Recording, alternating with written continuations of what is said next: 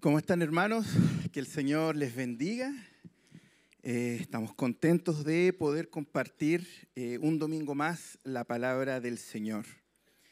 Y como lo hemos estado haciendo domingo a domingo, estamos estudiando un libro de la Biblia. Estamos estudiando Primera de Pedro. Entonces, para continuar, ¿no es cierto?, con nuestro estudio, con nuestra serie, le voy a pedir que pueda abrir sus Biblias en Primera de Pedro, capítulo 3, vamos a leer los versículos del 8 al 12.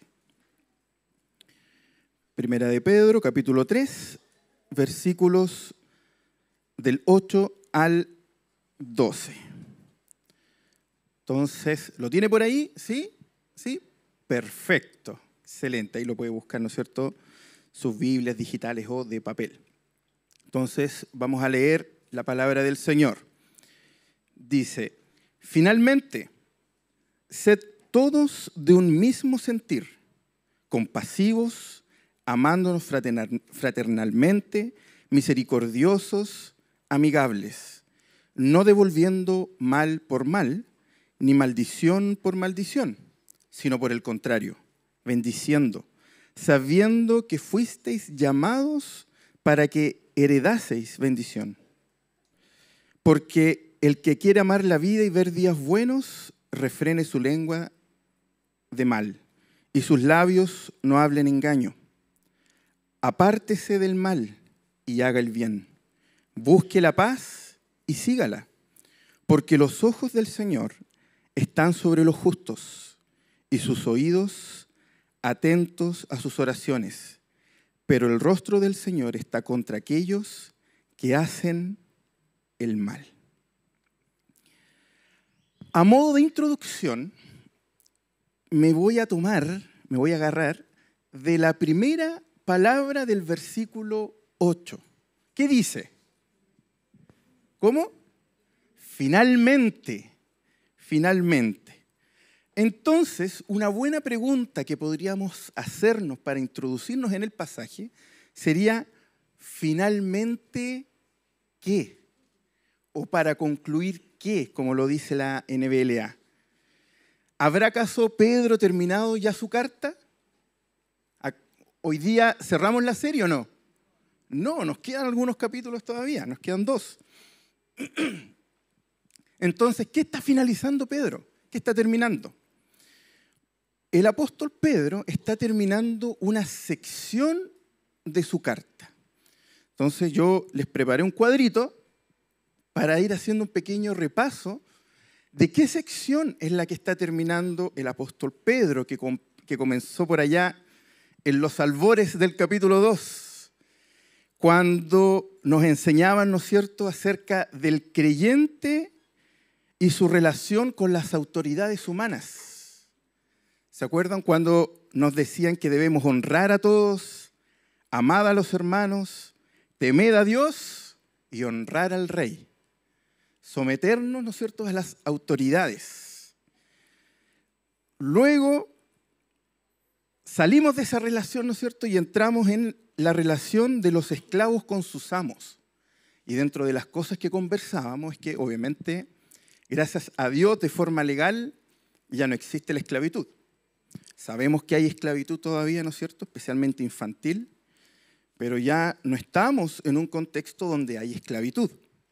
Y llevábamos esto a la relación, ¿no es cierto?, de los trabajadores con sus jefes, a la relación que tenemos, ¿no es cierto?, con nuestros empleadores. Y decíamos, por ejemplo: criados, estad sujetos con todo respeto a vuestros amos. Luego salimos de esa relación y entramos en la relación que tiene la esposa y su esposo. ¿Se acuerdan de esa? Lo vimos hace poquito. La esposa con su esposo. Y decía a las mujeres, ¿no es cierto?, que se sujeten a vuestros maridos. Y luego terminamos con la relación del esposo con la esposa. Los esposos, ¿se acuerdan? Más o menos, pero no importa. Y era exactamente lo mismo. Igualmente, dice el Señor, ¿no es cierto?, también hay un sometimiento y una honra del esposo hacia la esposa. Esta es la sección que está finalizando el apóstol Pedro.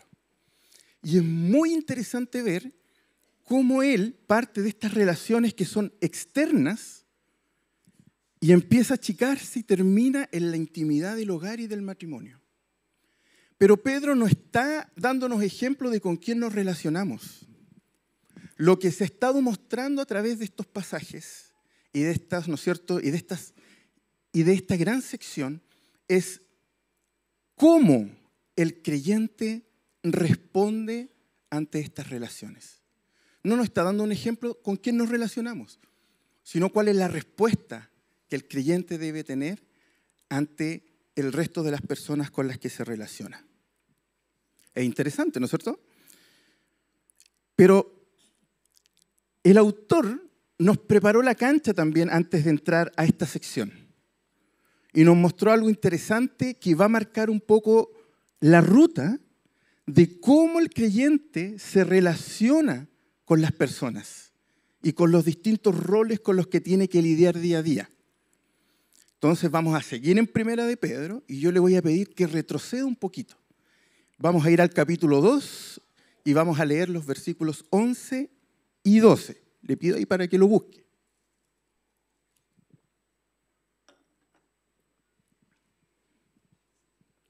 Primera de Pedro, capítulo 2, vamos a leer los versículos, ¿no es cierto?, del 11 al 12. Y dice, amados, recuerde que Pedro le está hablando a la iglesia perseguida. Amados, yo os ruego como extranjeros y peregrinos que os abstengáis de los deseos carnales que batallan contra el alma, manteniendo buena vuestra manera de vivir entre los gentiles.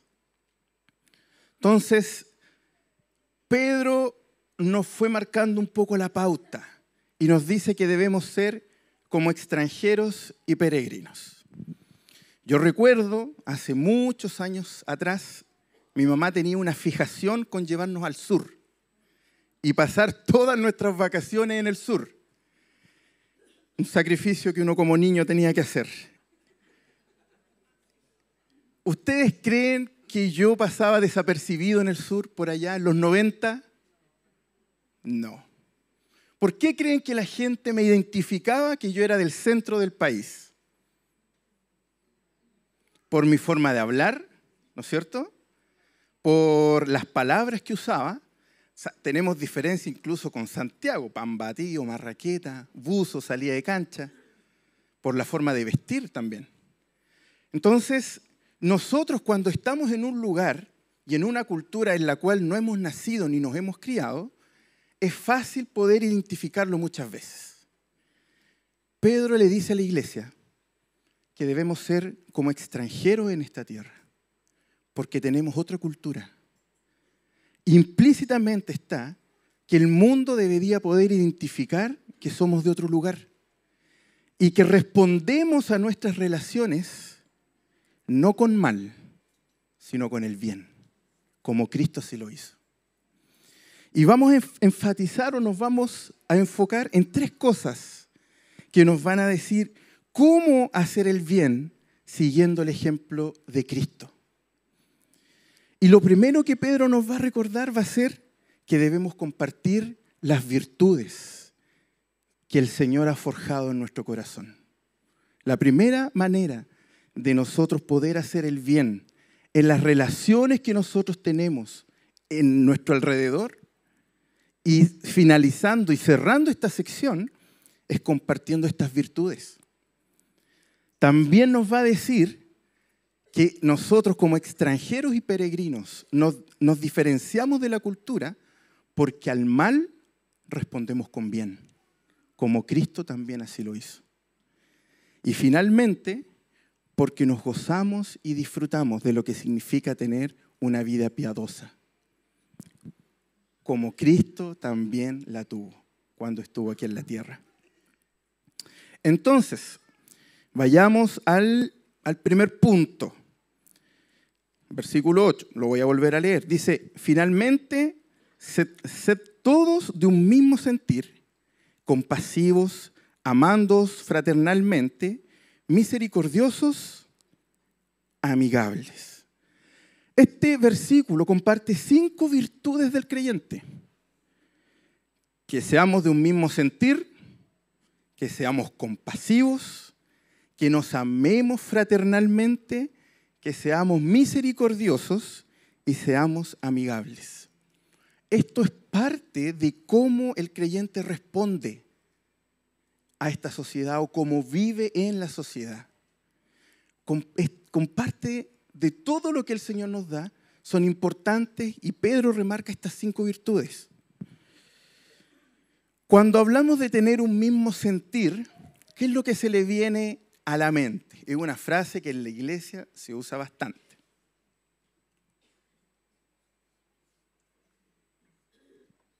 ¿Qué piensa usted cuando dice, o cuando de repente uno tira un chistecito por ahí y dice, andamos en un mismo sentir?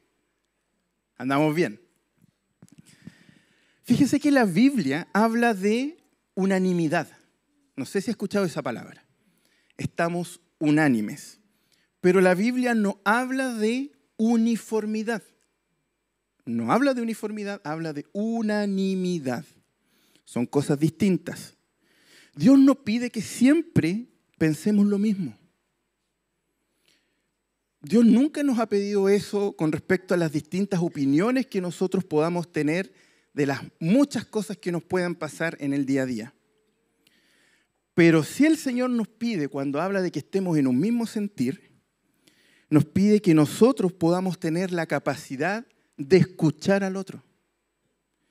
De tener la capacidad de decir, parece que mi idea no es tan buena como la de mi hermano. Y frente a eso, tener la capacidad de llegar a acuerdos. Eso es estar en un mismo sentir. Hay una expresión que se usa mucho que dice, en lo fundamental, unidad. En lo no esencial, libertad. Pero en todo, amor. La iglesia debe estar en un mismo sentir. Hay cosas fundamentales que la iglesia no transa y que va a ser parte de responder con bien a una sociedad que muchas veces a la iglesia le va a responder con mal. Debemos estar unánimes. Romanos 12 nos recuerda, por ejemplo, en el versículo 16 dice, unánimes entre vosotros, no altivos, sino asociándonos con los humildes. No seáis sabios en vuestra propia opinión. ¿Por qué somos extranjeros en nuestra respuesta al mundo? Porque quizás para alguien del mundo que tiene un rol importante, su palabra es la primera y la última. Y le debe ser muy extraño ver a alguien que es capaz de escuchar, que es capaz de decir, ¿sabes qué? Parece que lo que tú dices tiene más sentido que lo que yo digo. ¿Sabes qué? Lleguemos a un acuerdo. Mira, no estamos pensando exactamente lo mismo, busquemos qué es lo mejor para la familia, qué es lo mejor para la iglesia, qué es lo mejor para el trabajo, y lleguemos a acuerdo y avancemos. La unanimidad, estar unánimes en decisión. Por ejemplo, algo muy práctico, las decisiones en el equipo pastoral son por unanimidad, no son por democracia. No es como, son 3 contra 2, son 4 contra 1. Son unánimes. Escuchamos las opiniones y avanzamos. Es más lento, pero es más seguro para la iglesia. La unanimidad, estar todos de acuerdo, poder escucharnos, respetar nuestras opiniones y poder llegar a una opinión final. Y esa es una respuesta que el mundo nos espera. Responder con bien ante el mal, como Jesús lo hizo. Luego habla de que seamos compasivos, una segunda virtud, que seamos compasivos, compadecerse del prójimo, apiadarse del otro. O una quizás interpretación más precisa sería que nos diferenciamos y respondemos ante el mundo cuando sufrimos con. Romanos 12 también lo dice, gozaos con los que se gozan y llorad con los que lloran. Unánimes y compasivos como parte de las virtudes que tiene un creyente y que está resumiendo estas 4 secciones que vimos recién. Es parte de eso. Amándonos fraternalmente. ¿Sabe qué tipo de amor es ese? Amor fíleo, que es un amor genuino entre amigos, entre seres humanos, un amor verdadero. Pero acerca del amor fraternal no tenéis necesidad de que os escriba, porque vosotros mismos habéis aprendido de Dios que os améis los unos a los otros. Eso dice 1 de Tesalonicenses 4, 9, 10. Esto también es parte de estas virtudes que tiene el creyente frente a las respuestas que da al mundo. Número 4, dice que seamos misericordiosos. Y misericordioso, que puede ser muy similar también a ser compasivo, pero tiene que ver más con tener un corazón sensible a las necesidades y los sentimientos de los demás. Tener en cuenta, como se traduce o como lo explican en algunas partes, que misericordia es acordarse de las miserias del otro, de las necesidades del otro. El Señor nos llama a ser misericordiosos como parte de este sello, de estas virtudes que el creyente tiene al responder ante la maldad del mundo. Vestidos pues como escogidos de Dios, santos y amados de entrañable misericordia. Así dice el Señor en su palabra, que seamos de entrañable misericordia. Y finalmente nos dice que un creyente debería responder siendo, ¿qué cosa? ¿Cuál es el último punto? Amigables. O dicho de otra forma, o como lo especifica, siendo corteses, siendo personas corteses. Ser amables, poner a los demás primero por sobre uno. Lo contrario a ser grosero, lo contrario a ser vulgar. Ejemplo práctico. Podríamos decir, por ejemplo, alguien llega a la iglesia, estamos en una reunión, quizás es una reunión importante, uno está metido 100% ahí, y llega alguien que vio que era una iglesia, entró y empieza a hacer preguntas y nos saca un poco del foco. ¿Cómo deberíamos responder? Hoy estamos en una reunión. ¿Vamos saliendo? Yo creo que no. Deberíamos ser amables y corteses y decir, ¿en qué la puedo ayudar? ¿Qué necesita? ¿Qué puedo hacer por usted?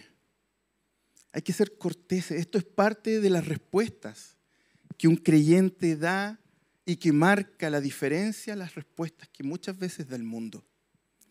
Siendo amables y no siendo, ¿no es cierto?, groseros ni vulgares. Entonces, una buena pregunta sería, ¿cómo estamos cultivando estas virtudes en nuestras relaciones?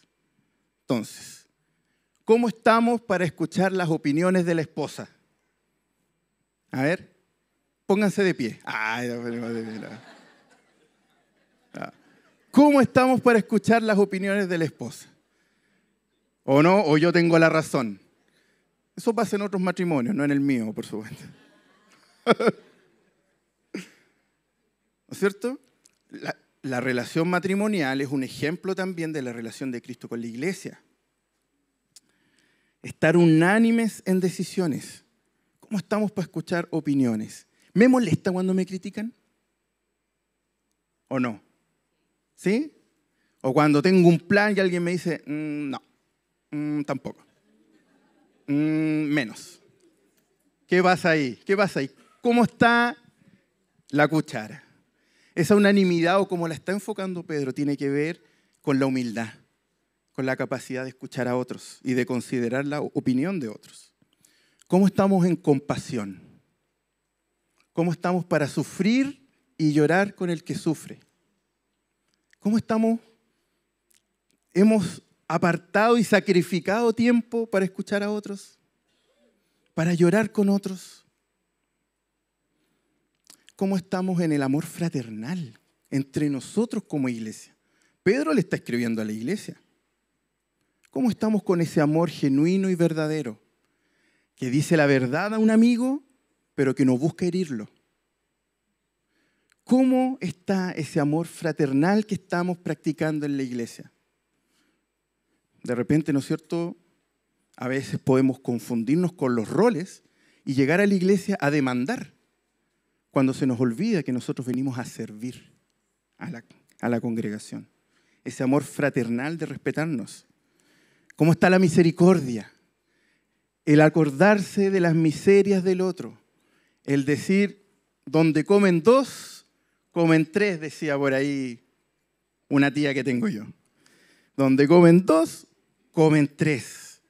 De poder acordarse que otro tiene necesidades y que si está en mí suplirlas, puedo hacerlo. ¿Y cómo estamos en cortesía? ¿Se considera usted que está siendo amable?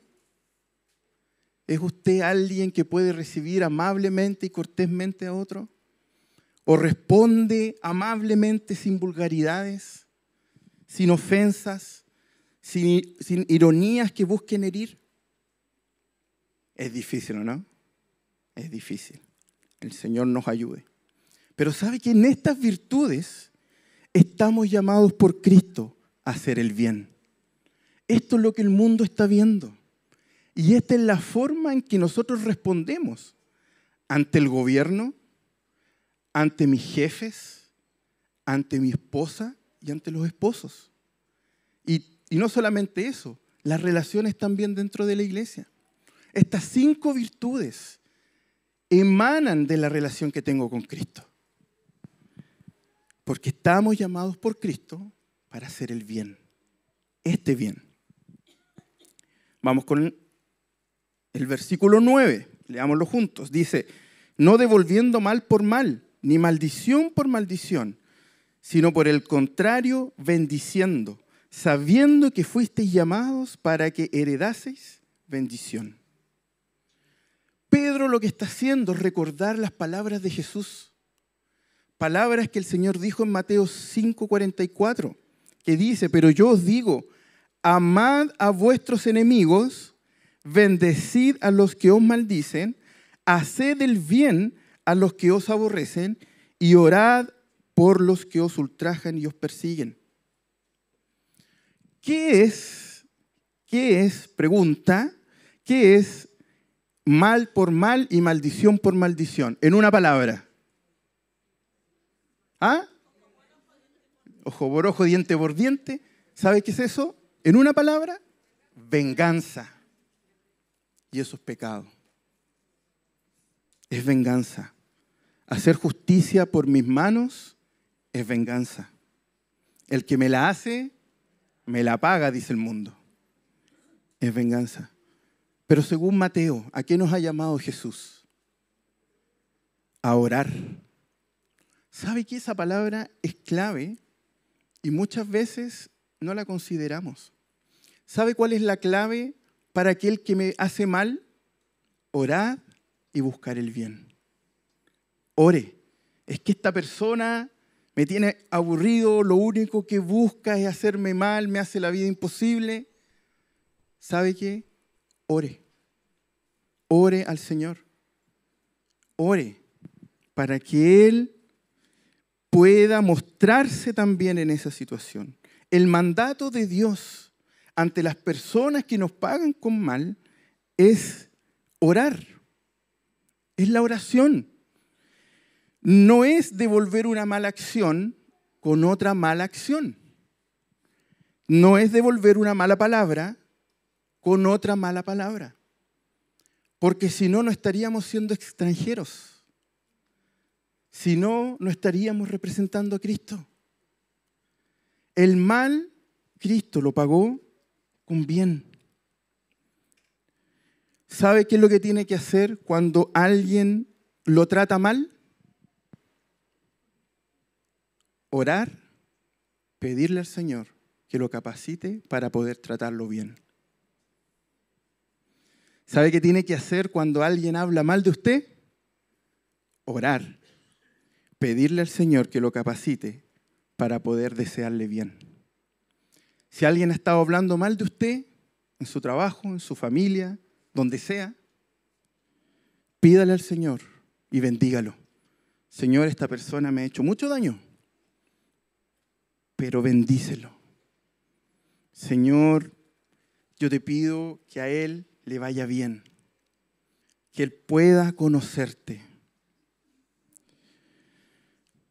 El mismo versículo nos dice que el Señor recompensa estas acciones en los creyentes al heredar bendiciones, bendiciones eternas. Yo no le puedo prometer que en esta tierra usted vaya a encontrar la justicia que usted espera, pero sí el Señor me autoriza en su palabra para decirle que cuando Cristo vuelva, viviremos justamente con Él, eterno, para siempre. Esa es nuestra esperanza. Esa es nuestra esperanza. En este mundo el Señor nos ha dicho que hay aflicción, pero Él ha vencido el mundo. Él ha vencido al mundo. Entonces, pregunta de prueba con estrellita. ¿Cuál es el mayor deseo que debe tener un creyente al que le hace mal? ¿Sabe qué? Que el don a esa persona, que el Señor le conceda el don del arrepentimiento y que ya no sea un enemigo, sino un hermano en la fe. A veces oramos al Señor, Señor, haz justicia, que caigan rayos. Pero lo que nosotros debemos desear a aquellos que hablan mal de nosotros, que nos hacen acciones, ¿no es cierto?, indebidas, es que el Señor les dé el don del arrepentimiento. Ese debería ser nuestro deseo. Y orar por aquellos que nos han hecho daño. Cuando nosotros damos estas respuestas, nosotros estamos reflejando que hemos sido llamados por Cristo para hacer el bien en este mundo, para hacer lo que Cristo hizo en esta tierra, para reflejarle a Él.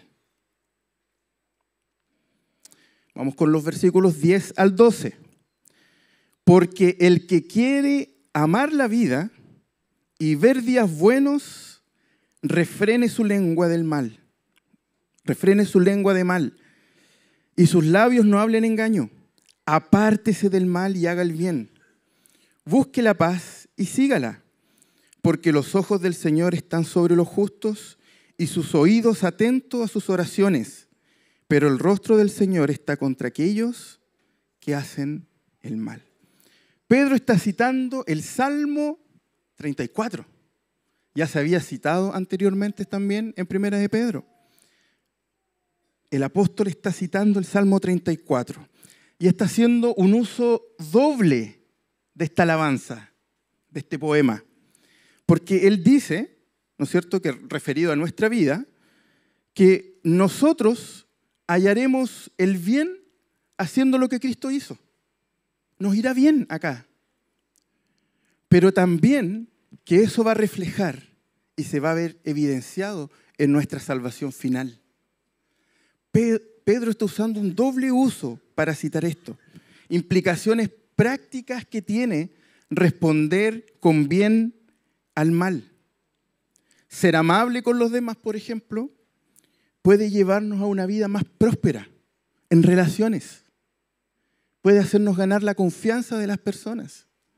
Pueden ver a Cristo en nosotros. En cambio, una vida de maldad puede traernos conflictos y un conflicto que pasa a mayores puede acabar incluso con nuestra vida. Pedro está usando este salmo, el Salmo 34, para advertirnos que el responder al mal con bien tiene implicaciones en esta vida y tiene implicaciones también en nuestra eternidad. Porque los ojos del Señor no están puestos sobre los buenos. ¿Qué es lo que dice los versículos del 10 al 12? ¿Sobre quién están puestos los ojos del Señor?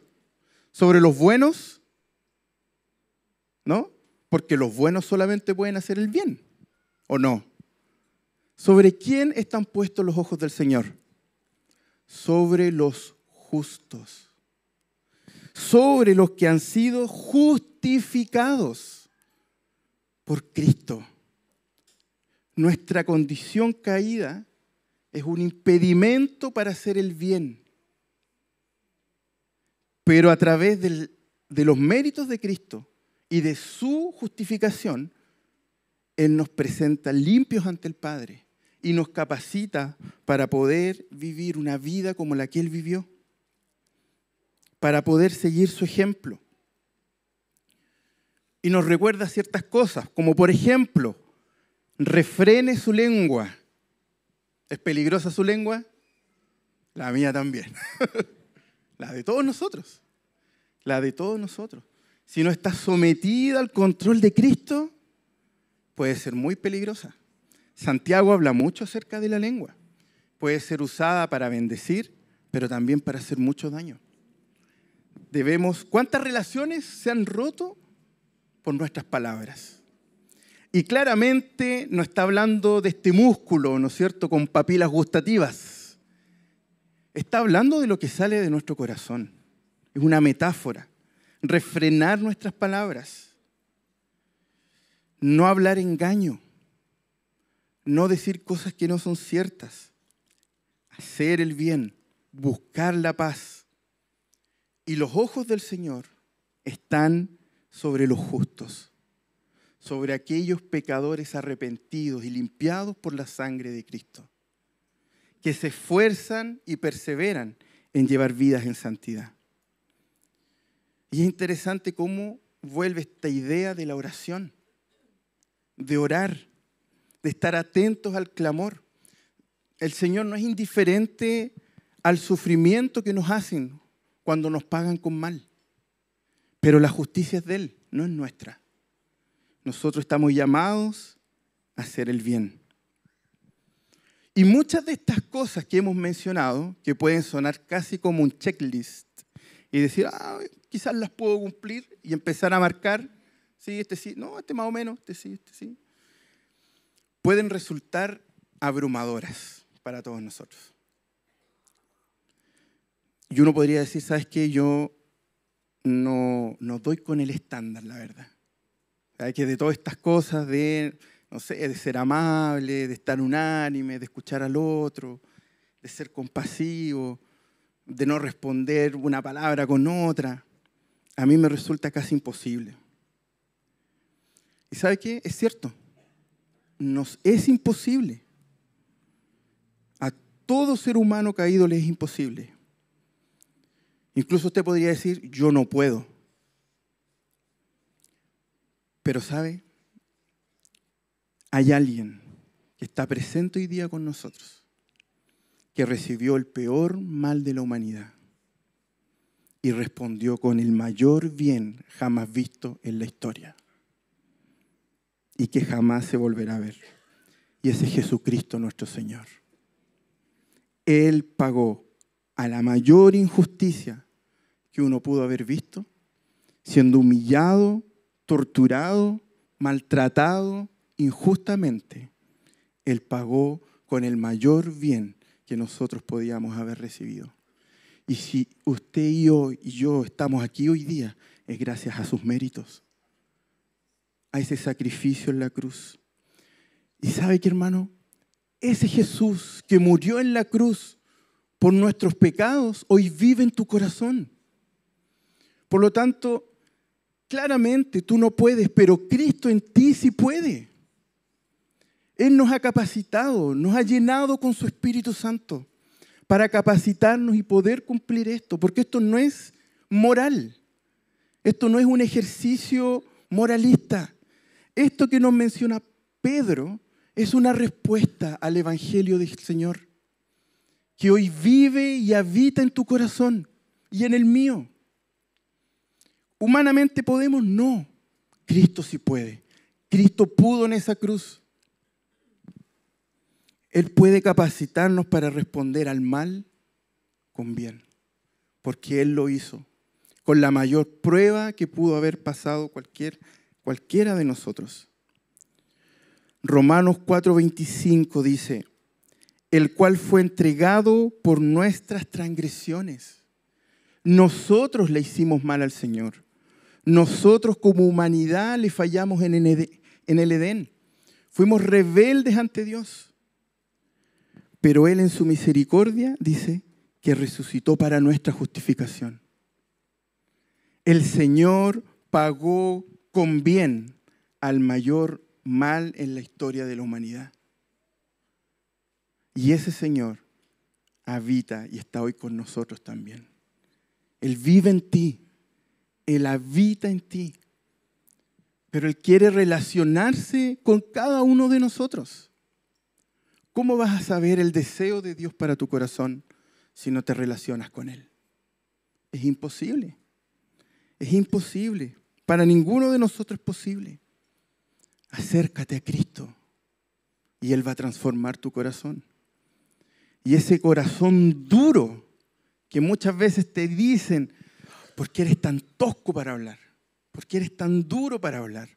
¿Por qué eres tan poco amable? Él lo puede transformar en un corazón de carne.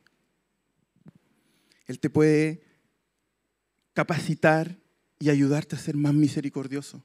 Quizás hoy día tú vives para ti y el mundo gira en torno a ti y ahorras para ti, para tus deseos.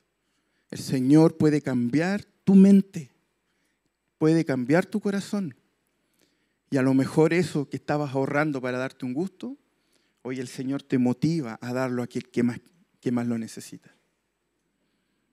El Señor transforma nuestras vidas, transforma nuestro corazón. El Señor nos pide esto porque Él fue capaz de cumplir con esto.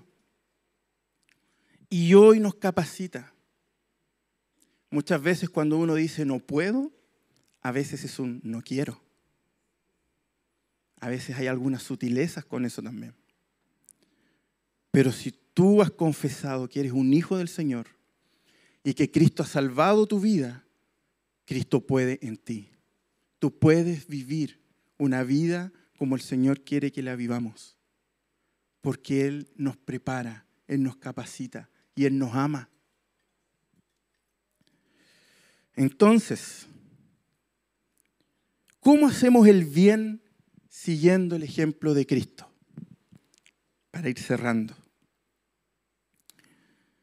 Revise las virtudes, compartiendo las virtudes que emergen de nosotros cuando Cristo está en nuestro corazón.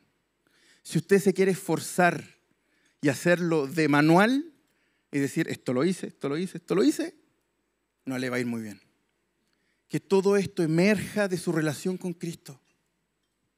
Que estas 5 virtudes que el Señor nos enseñó hoy puedan salir de nosotros y que el resto pueda ver que somos extranjeros y peregrinos por la forma en que respondemos a las relaciones humanas. Respondiendo al mal, ¿con qué cosa? Con bien, como Cristo así lo hizo. No bajo mi idea de lo que significa ser bien, sino bajo el ejemplo que el Señor nos dejó. Bajo su ejemplo. Es un llamado a no ser vengativos y a no tomar la justicia por mi mano. Dejar que el Señor obre. Dejemos que el Señor haga su trabajo. A veces queremos hacer el trabajo del Señor. Y finalmente recordemos que los beneficios de una vida piadosa aquí en la tierra las disfrutaremos en plenitud en la eternidad. Practiquemos hoy día. Practiquemos hoy. Si hoy quizás tú dices, ¿sabes qué? Yo no soy el que recibe el mal de los demás. A lo mejor yo soy el victimario. ¿Te digo algo? Todos somos victimarios acá. Todos hemos hecho mal. Todos hemos hecho mal. Pero Cristo nos cambió. Cristo transformó nuestras vidas. Si hoy tú dices, yo he hecho mal y el Señor ha tocado tu corazón, puedes en silencio cerrar tus ojos y orar a Dios. Orar a Dios y decirle que estás arrepentido y que quieres cambiar y que lo reconoces como tu Señor y tu Salvador. Para que Él te capacite y te enseñe a cómo al mal responder con bien. Pero si hoy a lo mejor tú llevas tiempo en la iglesia y has hecho todo aquí en la iglesia, pasado quizás por todos los ministerios, y aún hay algo ahí con lo que estás luchando, el Señor también ha dejado una iglesia para llorar con el que llora y para alegrarnos con el que está alegre. puedes ir a un hermano, a un pastor, a un líder y pedir que oren por ti, que te acompañen en este dolor. Porque la iglesia también es parte y es el cuerpo de Cristo. El Señor no nos ha abandonado ni nos abandonará, pero debemos buscarle para poder vivir como Él vivió. Oremos. Señor, te damos gracias por este tiempo que tú nos has dado. Te damos gracias, Señor, por poder cerrar esta sección donde tú nos muestras cómo nosotros nos relacionamos con otros, con nuestras autoridades, con nuestros jefes, en nuestras familias y con la iglesia. Señor, te damos gracias por todo lo que tú has hecho por nosotros. Señor, ayúdanos a entender que el enemigo no es el presidente de la República. Señor, ayúdanos a entender que el jefe no es el problema en mi vida. Señor, ayúdanos a entender que mi esposa no es mi enemiga, que los esposos no son nuestros enemigos, que el enemigo es mi pecado y el pecado que abunda en este mundo y que la solución a ese pecado eres tú. La única forma de poder vivir vidas como extranjeros y peregrinos y vivir y responder como tú respondiste ante la maldad del mundo es que tú habites en nuestro corazón. Esto, Señor, no son simplemente prácticas. Son prácticas que no pueden estar desapegadas de una relación contigo. Señor, tú hiciste el mayor acto de bien a la humanidad y nos salvaste. Señor, perdona por haber respondido con mal ante tu amor, por haberte negado, por haber desobedecido a tus mandamientos y principios, por habernos negado, Señor, en rebeldía a tener una relación contigo. Señor, bendícenos. Señor, ayúdanos. Espíritu Santo, capacítanos. Es una carrera larga, pero la carrera de la vida en el Evangelio no es de velocidad, es de resistencia. Y es una carrera donde uno no llega solo, sino llega con otros. Te damos gracias, Señor, y te entregamos todo lo que tú haces por nosotros y todo lo que hemos visto hoy para que nos recuerdes también nuestro día a día que debemos caminar contigo. Te bendecimos en el nombre de Jesús. Amén.